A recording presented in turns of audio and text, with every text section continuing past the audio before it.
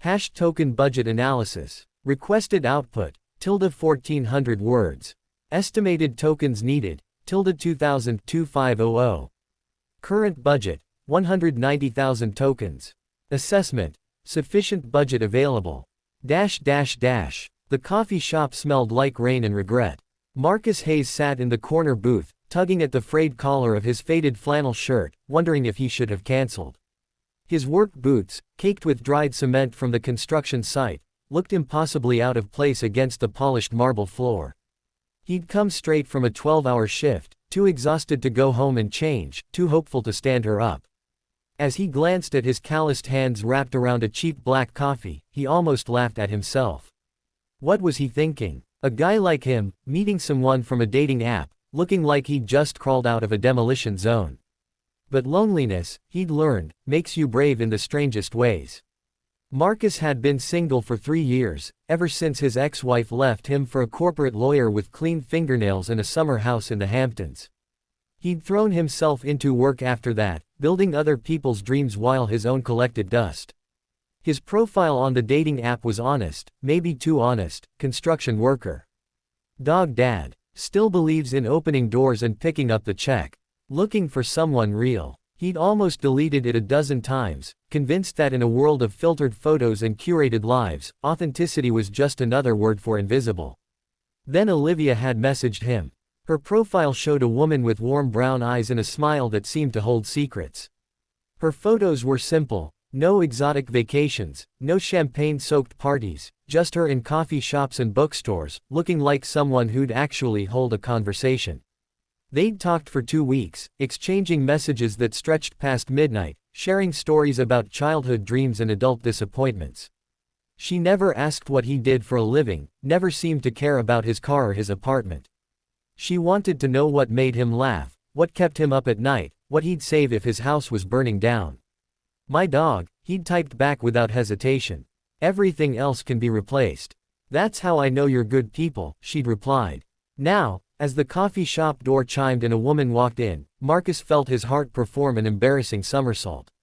She was even more beautiful in person, wearing jeans and a simple cream sweater, her hair pulled back in a way that suggested she hadn't tried too hard but somehow achieved perfection anyway. Their eyes met, and her face lit up with recognition and something else, something that looked almost like relief. Marcus? She asked, approaching his table. He stood quickly, nearly knocking over his coffee. Olivia. Hi. I'm sorry, I came straight from work, I should have. You should have nothing, she interrupted, sliding into the booth across from him. You're here. That's what matters. They talked for 3 hours. Not the performative first date conversation where everyone presents their highlight reel, but the real stuff. He told her about his daughter from his previous marriage, how she was away at college studying marine biology, how proud he was that she'd found something she loved. He told her about the house he was slowly renovating in his spare time, doing the work himself because he couldn't afford contractors and because there was something honest about fixing broken things with your own hands. She listened like his words mattered, asking questions that showed she was actually paying attention. When he finally asked about her work, she became slightly evasive, mentioning something vague about family business, and too boring to discuss. He didn't push. Everyone had parts of their life they weren't ready to share on a first date. What he noticed instead was how she treated the barista, learning his name, asking about his day, leaving a generous tip. How she helped an elderly woman carry her bags to her car without being asked.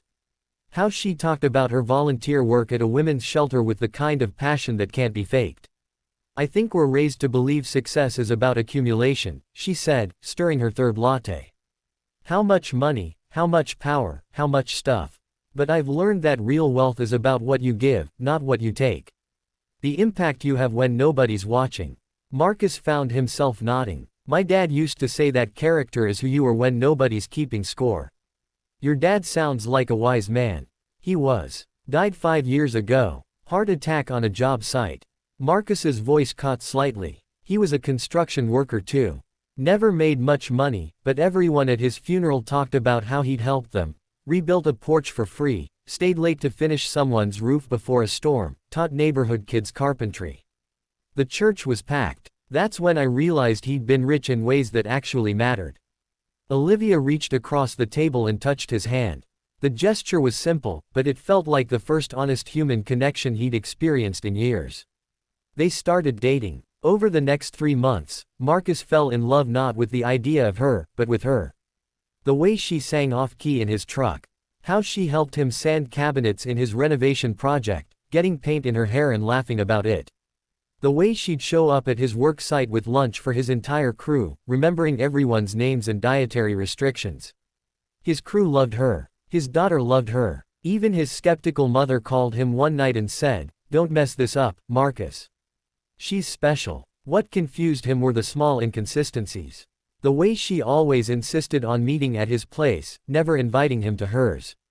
How she'd disappear for business meetings in designer clothes that seemed at odds with her usual casual style. The phone calls she'd take in another room, her voice shifting into something more authoritative and polished. He never suspected the truth until the night of his birthday. She'd planned a simple dinner at his favorite neighborhood Italian restaurant, the kind with checkered tablecloths and an owner who treated everyone like family. But when Marcus arrived, he found the entire restaurant empty except for one table, and at that table sat a woman who looked exactly like Olivia but somehow completely different. Same face, same smile, but she was wearing an elegant black dress and what looked like very expensive jewelry. Standing beside her was a man in a suit holding a tablet. "Marcus," she said softly. "We need to talk." His stomach dropped. This was it. Whatever he'd been afraid of, another woman, a hidden life, a truth too complicated for someone like him, it was about to shatter everything. "I haven't been completely honest with you," she continued. "My full name is Olivia Ashford. My family owns Ashford Industries. We have hotels, real estate, technology investments across 40 countries. I'm the CEO. I'm worth, on paper at least, about $4 billion. The room tilted slightly. Marcus sat down before his legs could give out. "I showed up to our first date terrified," she continued, her eyes glistening. "I'd been on so many dates where men either wanted my money or were intimidated by it. I decided to keep it hidden, to see if anyone could just see me. When I walked into that coffee shop and saw you in your work clothes, looking nervous and genuine and real, I knew I'd found something rare." "You lied to me," he said. Quietly. "I omitted. And I'm sorry. But Marcus, everything else was real. The conversations, the feelings, the life we've been building. I fell in love with a man who showed up exhausted from work, who treats waiters with respect, who builds houses and rebuilds hearts. Who measures success by the people at your funeral, not the zeros in your bank account. Why tell me now? Because hiding it was another kind of lie, and you deserve truth. Because I want a future with you, and that requires honesty.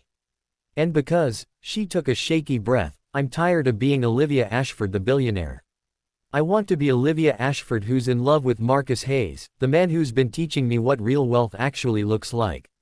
Marcus looked at this woman, this impossibly wealthy, powerful woman, who was looking at him like he was the prize. He thought about his father, about character, about what matters when nobody's keeping score.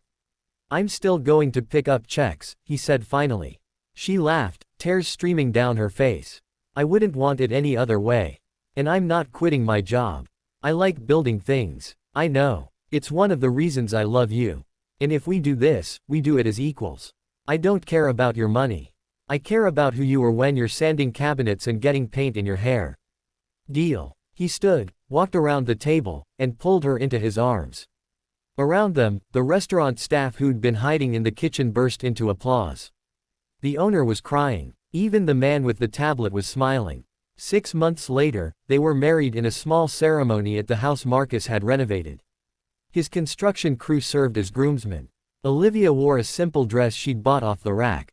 They served barbecue and danced to music from a local band his daughter had discovered.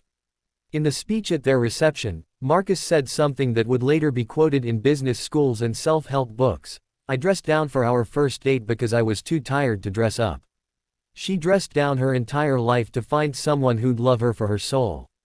Turns out we both showed up as exactly who we were. That's not luck. That's just two people brave enough to be real in a world that rewards pretending. Olivia squeezed his hand and whispered, "Best investment I ever made was that coffee shop meeting." "Funny," he whispered back. "I was just thinking the same thing." And somewhere, Marcus was certain his father was smiling, knowing his son had finally learned that the richest life isn't about what you wear or what you own. It's about who you love and who loves you back, exactly as you are.